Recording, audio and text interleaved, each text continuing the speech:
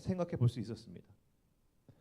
한번 이어서 한번 살펴보겠습니다. 그 이유가 이제 여호수아 4장인데 하나님이 이 여호수아에게 이 기적을 행하시는 가운데 굉장히 뜬금없는 어떤 요구를 하세요. 뜬금없는 요구를.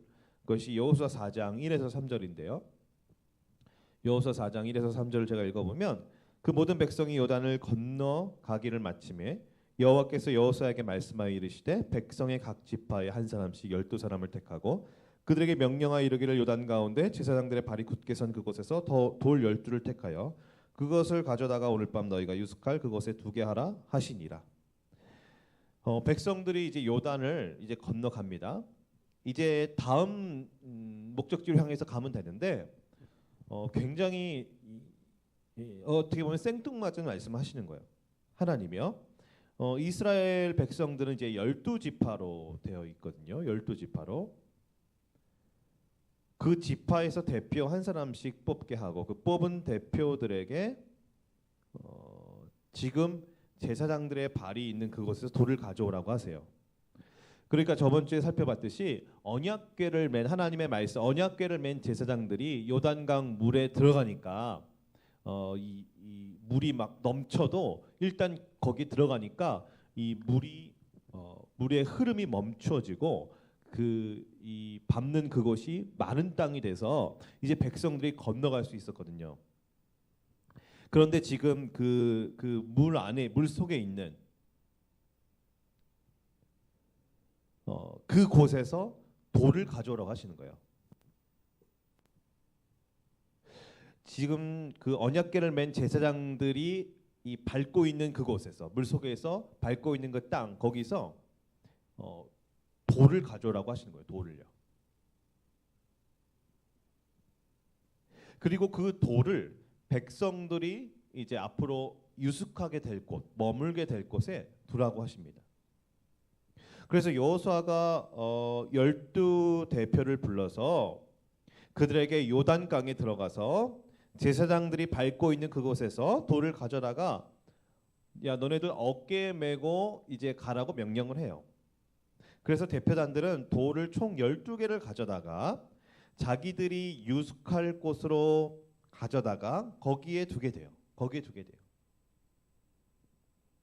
그리고 이와 더불어 여호수아는 제사장들이 밟고 있는 지금 물속에 있는 그곳에서도 돌 12를 그곳에서도 세우게 해요. 요단강을 밟고 있는 제사장들은 백성들이 건너고 돌을 옮기고 세울 때까지 이제 그 자리에 있는 거예요. 그리고 모든 일이 다 끝나자 이제 드디어 비로소 그 언약궤를 맨 제사장들도 이제 건너게 됩니다. 이해가 됐죠? 그러니까 총 대표가 12명이 있는 거예요. 한 지파 12명. 근데 언약궤를 맨 제사장들은 지금 어디에 있나요? 강 속에 있죠. 물 속에 있습니다. 그 물 속에서 이 발을 딱 땅에 대니까 이 물이 그 바닥 이 요단강이 이렇게 쫙 말라지면서 이제 마른 땅이 되었죠. 아직 거기에 있는 거예요. 거기에 있는데 대표 12명이 가가지고 거기에 있는 돌을 이제 가져오는 거예요. 그리고 또 그 언약궤를 맨 제사장들이 있는 그곳에 또 돌을 놔두는 거예요. 이 여호수아의 이 지도자의 리더십이 매우 막강해져요. 14절에 보면 여호와께서 여호수아를 크게 하셨다고 말씀하세요. 이 리더십은 지금 이 여호수아의 이 리더십은 자기가 스스로 세운 게 아니에요. 하나님께서 크게 하신 거예요. 왜 리더의 십이 막강해졌습니까? 하나님께서 여호수아에게 말씀하셨고요. 또 말씀하신 대로 놀라운 기적 같은 일들이 행해졌어요. 그러니까 당연히 그 리더십이 막강해질 수밖에 없는 것이죠. 우리도 마찬가지예요. 하나님의 말씀을 듣고 또 순종해야 하는 이유는 하나님이 놀라운 능력을 행하시기 때문에 우리 가운데. 그러면 우리가 처한 곳에서 우리는 진정한 리더로 살아갈 수 있어요. 하나님이 세워주시는 참된 리더로 살아갈 수가 있어요. 자기가 큰 소리 친다고 해서 자기가 목을 곧게 세운다고 해서 자기가 높아진다고 해서 높아지는 게 아니에요. 하나님 앞에 겸손하여 말씀을 듣고 또 말씀의 순종함을 통하여 기적 같은 일들을 일으켜서 하나님이 높아주시는, 하나님이 세워주시는 거예요. 직장에 들어가도 말단 사원으로 들어가도 말씀대로 행하니까 막 그 일에 하나님이 부어주시는 그 기적과 축복이 있어요. 그래서 그 사람이 굉장히 그 공동체에서 계속 존귀해져 가는 거예요. 점점점 존귀해져 가는 거예요. 처음에는 모르지만, 처음에는 무시당할 수 있는데 날이 가면 갈수록 그 사람이 굉장히 존귀한 위치로 이렇게 가게 되는 거예요. 왜냐하면 하나님이 일하시니까.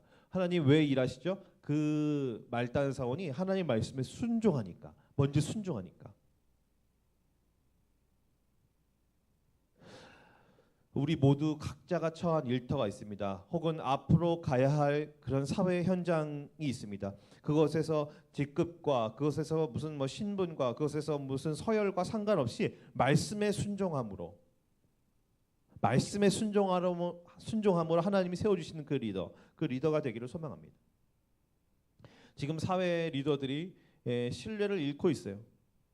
우리 교회는 사회의 빛과 소금이 되어야 돼요. 빛과 소금이 되어야 돼요.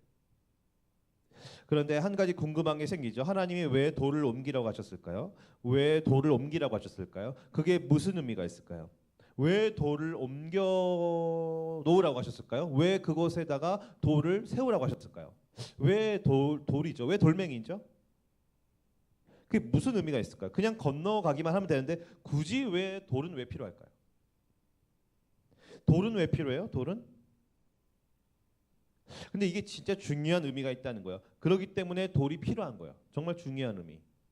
6절과 7절을 보면 알 수 있는데, 4장 6절과 7절을 보면 알 수 있는데, 6절에는 이것을 표징이라 그래요. 돌을요. 7절에는 기념이라 그래요. 그러니까 돌이 기념비와 같은 역할을 하는 거예요. 기념비. 돌이 어떤 것을 기념하는 거냐면, 이 언약궤가 요단에 들어가니, 하나님 말씀에 먼저 순종하니, 전혀 환경의 변화가 없었는데 하나님 말씀에 먼저 순종을 하니까 이 요단의 그 물이, 아주 거세게 흐르는 그 물이, 유속이 굉장히 빠른 그 강물의 흐름이 멈췄잖아요. 그 멈추게 된 것을 기념하라는 뜻이에요. 이 기념비와 같은 것이요. 기념비와 같은 것이. 지금도 인천 상륙작전, 인천에 가면 인천 상륙작전을 기념하기 위한 기념 공간이 있잖아요. 승리를 기념하는 기념 공간이 있잖아요. 그 인천 상륙작전의 주인공은 메가더 장군이죠. 그런데 이 요단 사건을 기념하면서 당연히 누구를 기념하라는 것이요? 하나님을 기념하라는 것이죠. 왜 기념하라고 하실까요? 왜 기념하라고 하실까요? 왜 기적의 장소에다가 돌을 놔두고 또 기적의 장소에서 돌을 가지고 와서 왜 기념비를 세우라고 하실까요? 왜 기념하라고 하실까요? 그것의 답이 바로 오늘 아까 제가 읽은 본문의 말씀 속에 나와 있어요. 22절과 24절 다시 한번 제가 읽어보도록 하겠습니다. 22절과 24절. 22절을 보면 너희는 너희의 자손들에게 알게하여 이르기를 이스라엘이 마른 땅을 밟고 이 요단을 건넜음이라 나오죠. 24절에 보면 이는 땅의 모든 백성에게 여호와의 손이 강하신 것을 알게 하며 너희가 너희 하나님 여호와를 항상 경외하게 하려 하심이라 하라. 그러니까 누구를 위한 기념입니까? 누구를 위한 기념이냐면 훗날의 후손들을 위함이에요. 후손들이 저 돌이 도대체 뭐냐고, 무슨 뜻이냐고 물어보거든 기적의 기념비라고 설명해 주라는 거예요. 왜냐하면 22절과 24절에서 보았듯이 자손들에게 알게 하기 위함이에요. 자손들에게 하나님께서 이렇게 위대한 일들을 행하셨음을 알게 해주라는 거예요. 하나님께서 이런 위대한 일들을 행하셨음을 알게 해주라는 거예요. 하나님이 얼마나 크시고 하나님이 얼마나 위대하시고 하나님이 기적을 행하시고 하나님이 능력을 행하시는 분인지 알게 해주라는 거예요. 자손들과 후손들에게 알게 해주라는 거예요. 그냥 단군 신화나 그냥 이순신 장군의 스토리 정도로 아는 게 아니라 인격적으로 아는 거예요. 인격적으로. 인격적으로. 24절에 보니까 알아야 하는 이유가 나오는데 그것은 바로 뭐냐면 여호와를 항상 경외하게 하려고 해요. 여호와를 항상 경외하게 하려고. 여호와를 경외하지 않고 여호와의 크신 능력과 그 표신 손과 그분의 능력과 그분의 위엄을 모르면 자연스럽게 사람은 자기 자신을 의지하거나 혹은 여호와가 아닌 다른 신들을 의지하거나 여호와가 아닌 다른 어떤 물질적인 것들을 의지하거나 여호와가 아닌 다른 신뢰할 만한 어떤 힘과 권세와 인맥과 이런 것들을 의지하겠죠. 그러니까 여호와를 경외하고 여호와를 의지해야 한다는 것을 이제 가르치고 있는 거예요. 인격적으로 여호와를 아는 게 중요합니다. 인격적으로 여호와를 경외하는 게 중요해요. 요단강이 마르게 되는 그 기적보다 더 중요한 게 있어요. 요단강이 마르게 되는 그 기적보다 더 중요한 것이 있습니다.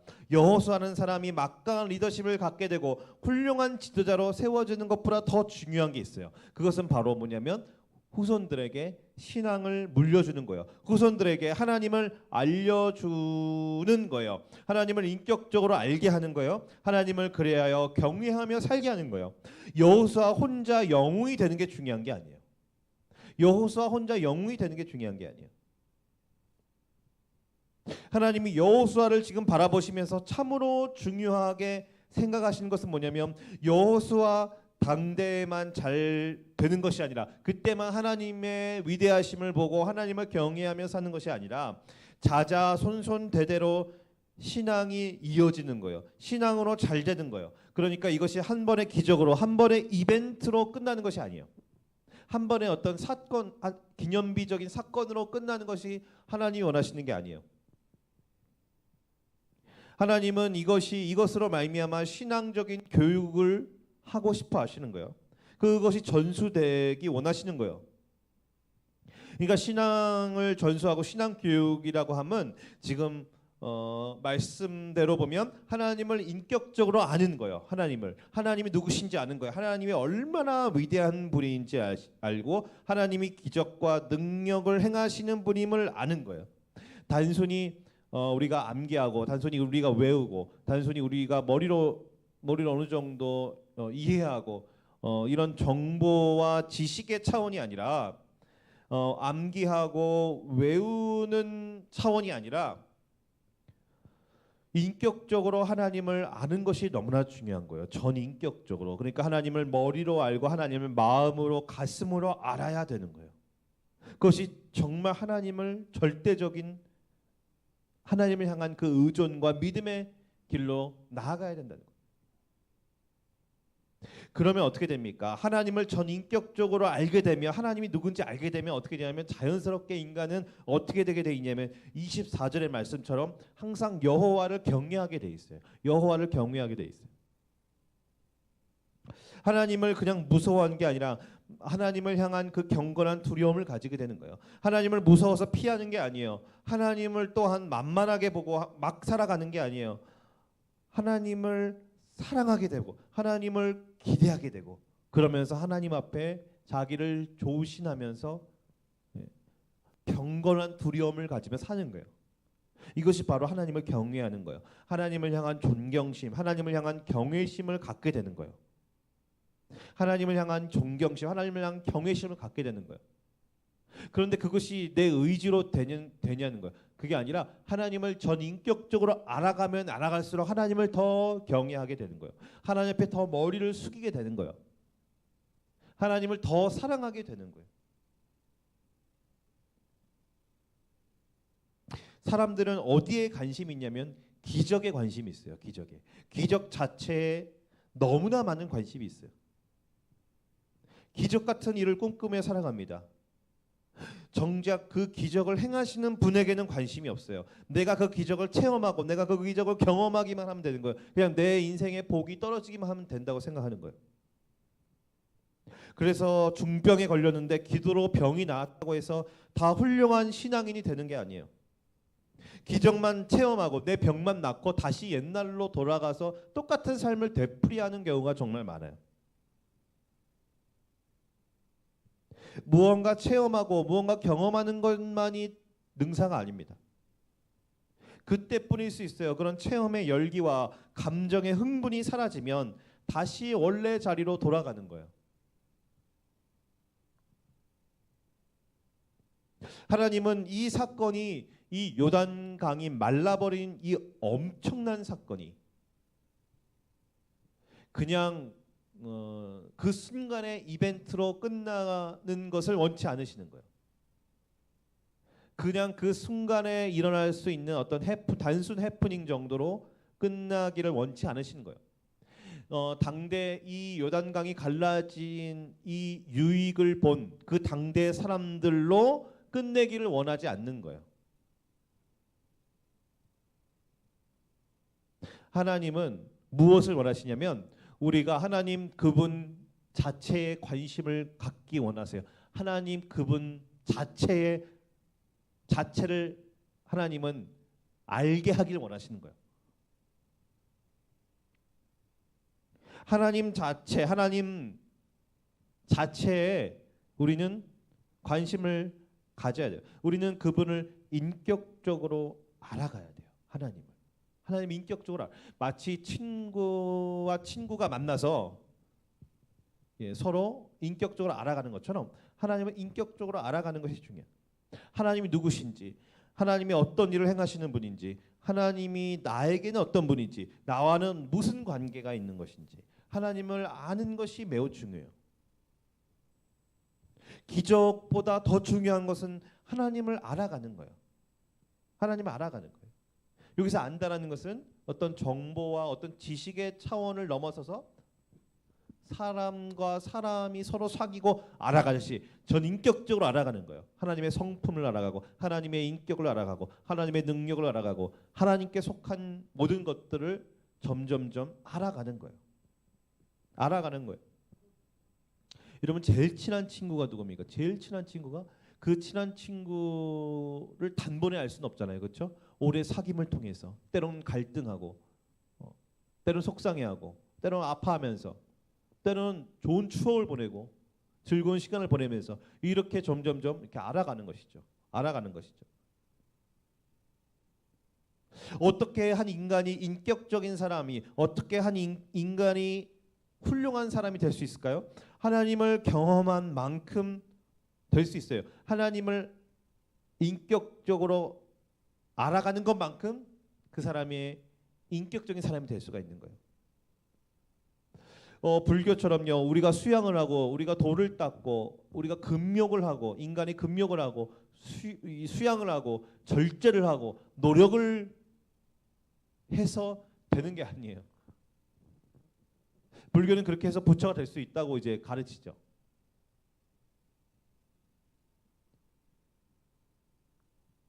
그게 아닙니다. 하나님을 인격적으로 알아가면 알아갈수록 우리는 하나님을 닮게 되는 거예요. 하나님과의 그 관계 속에 그 해법과 그 비밀이 있는 거예요.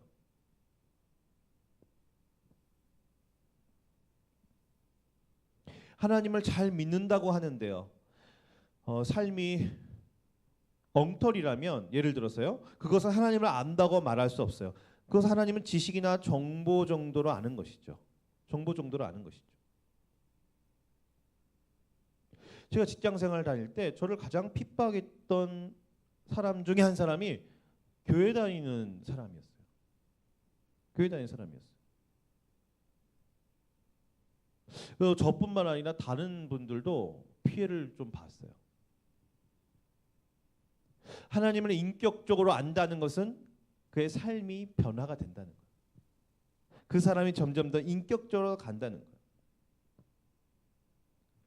거예요. 실제로 성경에요. 사사기라는 성경이 있는데요. 사사기에 보면 이스라엘 후손들이 어떻게 되냐면 하나님을 잘 모르게 되니까 그때부터는 인생을 그냥 막 살아갑니다. 막 죄짓고 싶은 대로 막 죄짓고 하고 싶은 대로 하고 자기가 왕이에요. 자기 소견에 오른 대로 자기가 원하는 대로 그냥 막 살아가요. 자기가 인생의 플랜을 짜고 계획을 짜고 그냥 하고 싶은 대로 살아가는 거예요. 그냥 먹고 취하고 싶은 대로 살아가고 신도 자기가 그냥 골라서 신을 섬기고 이렇게 살아갔어요. 그러니까 이 신앙이라고 하는 것은 이 기독교 신앙이라고 하는 것은 그때 사사기에 보면 이것이 형식이고 이것이 껍데기가 돼버리는 거예요. 껍데기가. 그러니까 하나님을 인격적으로 모르면 그렇게 될 수 있어요. 자연스럽게 당연히 그렇게 될 수 있어요. 하나님을 인격적으로 알지 못하면 그렇게 될 수 있어요. 하나님을 그냥 벌 주는 그냥 두려움의 대상으로 생각하는 것도 잘 모르는 거고 하나님의 그 심판과 하나님의 그 진노하심, 하나님의 그 무서우심을 모르고 하나님을 가볍게 여기는 것도 하나님을 잘 알지 못하는 거죠. 조화가 있어요. 조화, 균형. 요한복음 17장 3절에 보면 요한복음 17장 3절 한번 제가 읽어볼게요.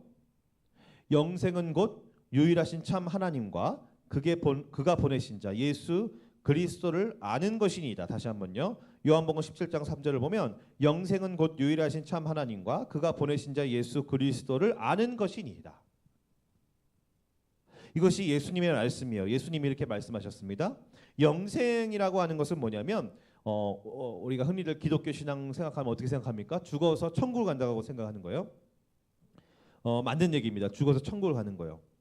근데 그건 죽어서 가는 거예요. 죽어서 가는 천국은 진짜 죽어서 가는 거고 영생은 그런 차원보다 더 큰 차원이에요. 영생은 지금 시작하는 거예요. 지금 right now. 지금 시작하는 거예요. 영생은. 그리고 영생은 이 양이 아니라 질이에요. 질적인 변화예요. 영생은. 그 질적인 변화는 뭐냐면 하나님을 알아가는 거예요. 요한복음 17장 3절의 말씀처럼. 암기하고 외우는 정도의 차원이 아니라 하나님이 누구시고 예수님이 누군지 인격적으로 알아가는 거예요. 하나님이 누구시고 예수님이 누구신지 인격적으로 이렇게 알아가는 거예요. 하나뿐인 아들 하나님의 아들이 한 명 있어요. 아들이 한 명 있어요. 하나님은 하나뿐인 그 아들을 이 땅에 보내시고 십자가에서 죽게 하신 그 하나님. 그리고 천군 천사의 그 영광을 한 몸에 가지고 계시고 하늘의 모든 영광을 가지고 계신 그 하나님의 아들이 친히 이 땅에 오셔서 십자가에서 죽으시고 다시 부활하신 그 예수님. 그리고 천지를 창조하시고 역사를 운행하시고 모든 것을 다스리시고 이 코로나 사태를 허락하시고 코로나 사태 가운데서도 꼭 필요한 일들을 행하시는 그 하나님. 이 땅에 교회를 세우시고 교회를 위해서 자기의 생명을 주시고 지금도 교회 가운데 계시고 교회를 확장하기 원하시는 그 예수님. 나를 사랑하시고 나의 삶에 적극적으로 개입하기 원하시는 그 하나님. 세상이 말하는 그 신이 아니라 성경이 말하는 그 참된 그 하나님을 우리는 알아가야 되는 거예요. 그러니까 신학은 다른 게 아니에요. 하나님을 알아가는 거예요. 그래서 우리 모두는 다 그래서 신학을 하는 거예요. 그것이 이론적으로나 그것이 학문적으로가 아니라 마치 인격적으로 마치 부모를 알아가듯이 막역한 친구를 알아가듯이 그 하나님과 동행하며 하나님을 알 수 있는 가장 확실한 방법인 말씀과 기도를 통해서 하나님을 알아가며 그것이 말씀과 기도 속에만 있지 아니하고 하나님이 내 삶 가운데 오셔서 내 삶 속에서 내가 다른 사람에게 말할 수 있을 정도로 여러 가지 간증을 통해서 여러 가지 간증거리를 만들어내시는 그 하나님. 신에 대해서 가지고 있는 우리가 이때까지 배웠던 신에 대한 여러 가지 고정관념들 그리고 신에 대한 패러다임 그리고 신에 대한 어떤 나만의 그 생각들이 아니라 성경이 말하고 내 안에서 말씀하시는 그 하나님을 진정으로 그리고 인격적으로 알아가야 된다는 거예요. 이 세상 어느 누구보다도 좋은 친구가 되시고 또 육신의 부모보다도 나를 더 사랑하시는 그 아빠 아버지가 되시는 그 하나님 그리고 털끝만한 죄도 용납하지 아니하시어 분노하시고 진노하시고 완벽한 공의와 정의를 가지고 계시기에 사람들이 죽으면 반드시 심판하시고 그리고 지옥에 보내셔야 하기에 차마 그럴 수 없으셔서 자기 아들을 십자가에 못 박게 하신 100%의 공의와 또 100%의 사랑을 가지고 계신 그 하나님, 그 하나님을 우리는 인격적으로 알아가야 되는 거예요. 말씀을 보고 말씀대로 순종해서 기적을 체험하고 하나님의 역사를 경험하며 하면 할수록 또 하나님을 인격적으로 다 알아가고,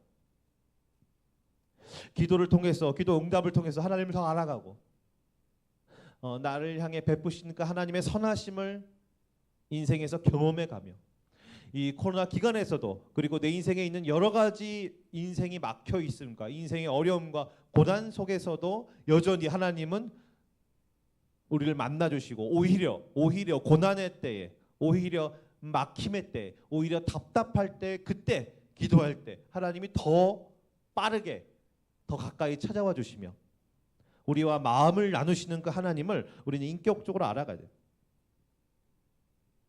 다만 우리가 가지고 있는 편견이 있습니다. 우리가 가지고 있는 관점이 있어요.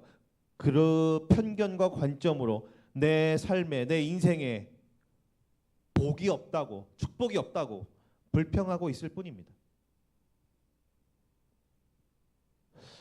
아닙니다. 하나님은요, 우리와 함께 하시고 우리가 가장 가까운 곳에 계세요.